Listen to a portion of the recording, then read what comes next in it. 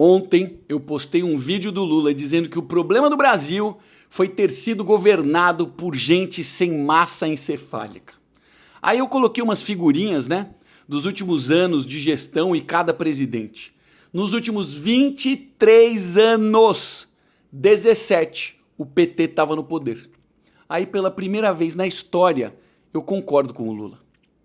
Mas aí vieram os comentários do post dizendo: o Brasil não começou em 2003. Como se o problema do Brasil viesse antes do Lula. Então vamos lá, vamos voltar no tempo, vamos responder essa pergunta, vamos fazer o que quase ninguém faz, olhar a história. Eu cresci vendo esse país tropeçar nos próprios erros. Eu vi o Brasil mudar de moeda como quem muda de roupa. Eu vi a inflação engolir os salários dos meus pais antes de chegar ao final do mês. Eu vi presidente cair, eu vi gente perder tudo, eu vi gerações inteiras se acostumarem com o caos como se fosse algo normal. E a verdade é que quando você passa por tudo isso, você aprende a reconhecer um padrão. E o padrão continua se repetindo. De 64 a 85, a gente viveu um regime militar. Um Estado gigante, centralizador e gastador. Teve anos de crescimento? Claro que teve. Mas também teve autoritarismo, teve censura, teve dívida crescente e um país que já mostrava que não sabia lidar com o próprio tamanho.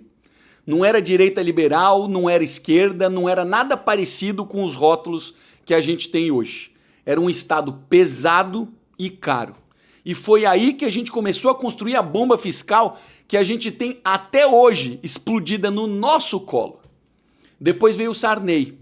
A transição democrática, a hiperinflação absurda, congelamentos de preço, plano atrás de plano.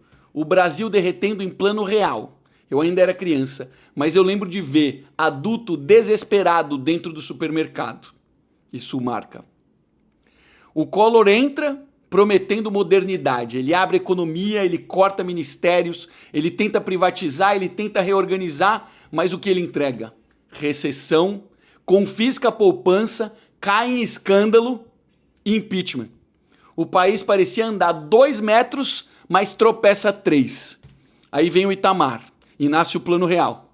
E pela primeira vez, o Brasil começa a respirar. A primeira vez que aparece alguém que entendeu que a gente precisava arrumar a moeda desse país e estabilizar a economia. FHC assume e continua a estabilização. Privatiza, abre o mercado, segura a inflação, enfrenta a crise externa, macroeconomia firme. Aí você pode criticar um monte de coisa do governo FHC. E tem muita coisa para criticar. Mas a verdade é que ele entregou o mínimo que um país precisa para funcionar. Previsibilidade. Aí chega 2003, o início do primeiro mandato do descondenado. E por mais que isso incomode muita gente, Lula pegou o Brasil arrumado. Inflação controlada, instituições funcionando, economia organizada, contas públicas sob controle. Ele não herdou um país quebrado. Ele herdou a melhor base econômica dos últimos 30 anos. E o que acontece depois? Todo mundo viu. E quem finge que não viu, escolheu não ver. O PT entra, aparelha, gasta, endivida, manipula estatal, cria rombo, vende ilusão de prosperidade com cheque especial fiscal. Destroem a Petrobras, desconfiguram os Correios, transformam estatais em máquinas de corrupção, colocam o país no maior escândalo político da história do mundo. E quando chega a conta, porque a conta sempre chega, a culpa é de quem? É do outro. Sempre do outro, nunca é deles. E o mais triste é ver que tem gente que engole isso como uma verdade absoluta.